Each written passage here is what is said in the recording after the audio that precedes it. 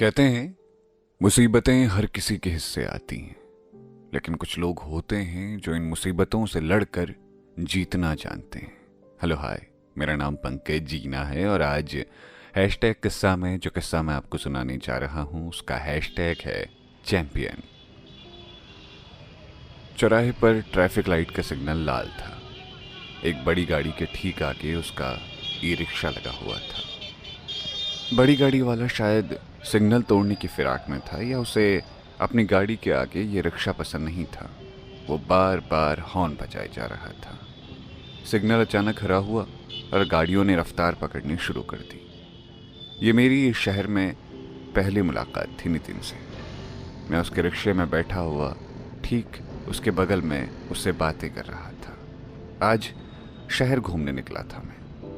मेरी आदत है कि किसी की ज़िंदगी को जानूं, उसकी कहानी को दुनिया तक पहुंचाऊं। तो नितिन का शहर से नाता पहली बार साल 2015 में जुड़ा था, जब वो इंटर पास करने के बाद काम की तलाश में ठेकेदार के साथ आए मजदूरों के ग्रुप में इस शहर में आया था। छोटे शहरों से बहुत आसान होता है किसी को बड़े सपने दिखाकर बड़े शहर ले आना। 12वीं पास होने के बाद नितिन को कॉलेज की पढ़ाई करनी थी, लेकिन उसकी जिंदगी में अचानक एक बहुत बड़ी परेशानी आ गई। कहते हैं गम हमारी जिंदगी में कभी बताकर नहीं आता, वह आ जाता है चुपचाप दबे पांव। नितिन के साथ भी कुछ ऐसा ही हुआ। माँ जिंदगी का वो हिस्सा है जिसके होने से कोई भी मकान घर हो जाता है। उनका मकान भी घर ही था। सुबह शाम माँ, बाबूजी, नितिन और उसकी बहन के होने से घर में ठहाके गूंजते थे। लेकिन कहते हैं ना, कभी कभी खुशियों को भी नजर लग जाती है। एक दिन खबर आई कि नितिन की माताजी को एक ऐसी बीमारी ने जकड़ लिया है जो उनके घर की कंडीशन को बदलने वाली थी। हॉस्पिटल से हॉस्पिटल बदलते गए, लेकिन कोई फर्क नहीं हो रहा था। फिर एक दिन एक डॉक्टर ने बताया कि उनको कैंसर की बीमारी है। 5 लाख रुपए की लागत लगेगी इलाज में। एक आम परिवार तो यही चाहता है ना कि उसकी जिंदगी में कभी हॉस्पिटल, पुलिस और कोर्ट से कोई रिश्ता ना जुड़े। यहां हॉस्पिटल में माँ का इलाज शुरू हुआ तो दूसरी तरफ नितिन की पढ़ाई छूट गई। पिताजी ने जमीन को गिरवी रखकर माँ का इलाज शुरू करवा दिया। इलाज में एक लंबा वक्त लगा। इसी बीच वो, उसकी बहन और उसके पिताजी दूसरों के खेतों में मजदूरी करने लगे। एक दिन नितिन के गांव में एक ठेकेदार आया। उसने बताया कि वो सबको बड़े शहर में ले जाएगा। उस बड़े शहर में उसे कुछ मजदूर चाहिए।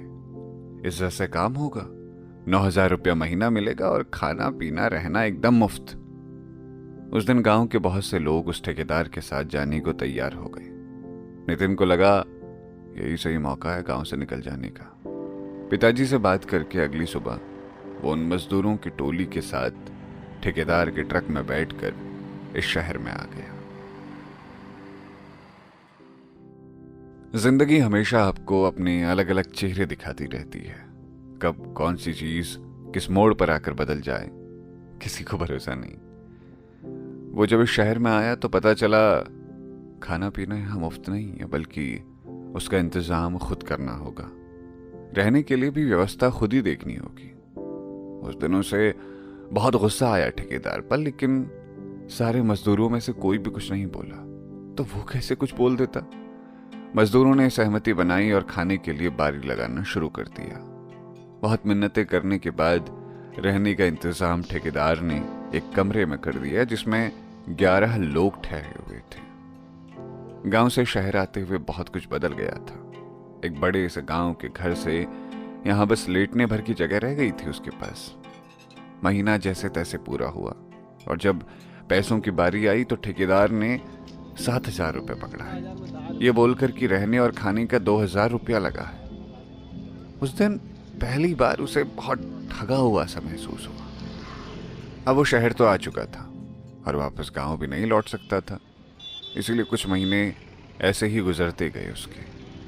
कुछ महीनों के बाद उसे इस जिंदगी की आदत हो गई थी। घर में पिताजी पूछते कब तक आओगे, तो वो कह देता देखते हैं कब तक आना होता है। धीरे धीरे उसने कुछ रिक्शे वालों से दोस्ती की और रिक्शा चलाना सीख लिया। जिंदगी में एक कदम काफी होता है आगे बढ़ने के लिए। एक दिन नितिन ने उस जिंदगी से विद्रोह कर दिया जो वो जीता आ रहा था। अब नितिन बाबू एक रिक्शा चलाने लगे थे। धीरे धीरे थोड़े ज्यादा पैसे भी आना शुरू हो गए। माँ अब ठीक हो गई थी और नितिन ने धीरे धीरे पैसे कमाकर अपने पिताजी के साथ अपनी जमीन भी छुड़ा ली। क्योंकि शहर ने नितिन को जिंदगी जीने का अपना एक अलग नजरिया दिया था, इसीलिए वो इसी शहर में रह गया। अब उसने खुद का एक ई रिक्शा ले लिया है और एक घर भी इसी शहर में लिया हुआ है। मैंने जब विदा ली उससे तो कहने लगा, आपसे कहानी कह के दिल हल्का हो गया भाई साहब। आप लेखक वेखक हैं क्या कुछ? और नाम तो बताइए अपना। मैंने कहा, नहीं, मैं बस कहानियां कहता हूँ, मुझे सब मुखर बुलाते हैं।